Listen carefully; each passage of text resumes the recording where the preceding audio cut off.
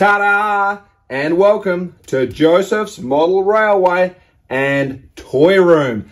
As always, thank you so much for joining me. Just a little bit of housekeeping. You don't need to like, follow or subscribe with any of my videos. I just put them out there where I can and have a holly jolly great time doing so.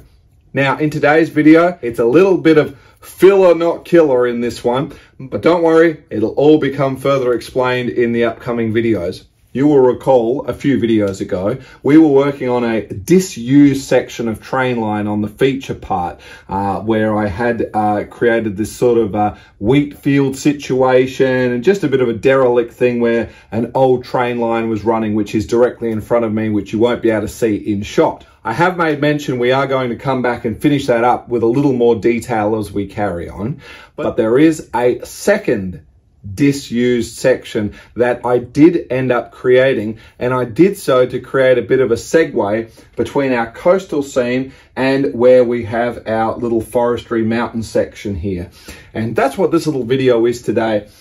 It was this little section that I had created. Now I'm just going to basically show you a few videos of what I did and how this all came about. It is going to be a very quick video. I say that every time to you, but seriously this time it will be, because we've got a few epic ones coming up, unfortunately, but they're beauties. Now, what I wanted to talk about, obviously we've got the beautiful lush green landscaped mountain that we have over here, and then we're going to open up to this coastal scene, which is almost complete, and we're getting ready for the final shoot on that shortly.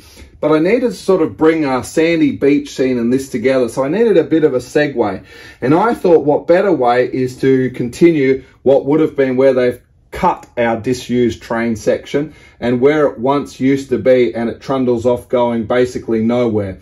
I haven't exactly finished the scene 100% yet, because I don't know if I'm just going to have some vines or something closing up this little access bit, which was always just here to access the dropper wires for the track feeds. I don't know. At the moment, I'm going to leave it. For some reason, even though it's mechanical, somehow this scene just looks right. Don't know why.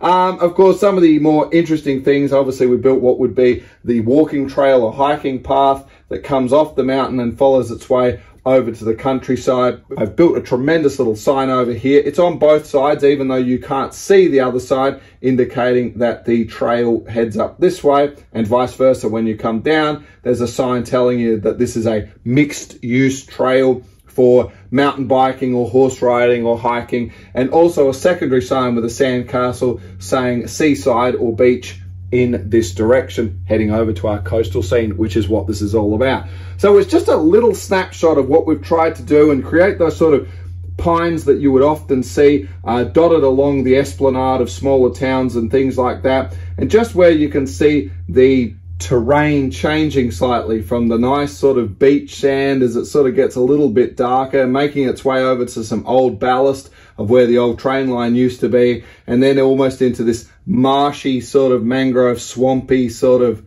salty type of landscape many of us will see prior to actually getting to the beach itself. Of course, we're working on something else over here, which is why this piece of paper is here covering it up. But again, all of this entire corner will all start to make tremendous sense shortly.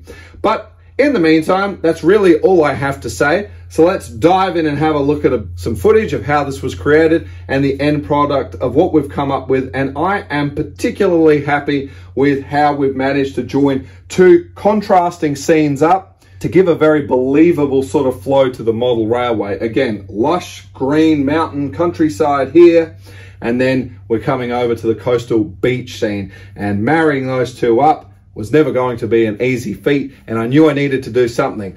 But building a secondary piece of train line which actually acts as the division can't be a bad thing. So let's see how it was all done. Okay, here we are. So we need to create a bit of a track bed. So we lay a bit of cork down, just gluing it down with PVA, and of course just using pins to create that bend. 4 hours, and now we can reveal the secret baking paper. Ta-da! Here we go. What would have been where our derelict train line carries on. and would have probably have snaked its way through. I don't know what we're going to do with that opening bit. We'll deal with that later. But at least it's going to give us a nice segue to join this up, and we'll continue with a bit of an abandoned line there. Now we're going to give it a bit of a couple of licks of paint. Swamp green is my preferred choice. Going to keep this track, we're just going to glue it down. As you can see, we've moved a few sleepers there, but to get that tight bend, that's a lot of pins and weight, and it doesn't look perfect, but it doesn't matter. The kinks and bends will be covered up accordingly with the dirt that we need to do an overgrown vegetation. So we'll lay down a bit of our crushed up leaves and bark that we put into the blender, and now it's just a matter of taking a little bit of static grass and building up some scenery around it. We also take a bit of our pastels just to really try and blend in some colors where we can. I also use the Woodland Scenics rusty pens to just give it the track that bit of weathering to it. It's not ideal, spray painting is better, but here we go, nice contrast.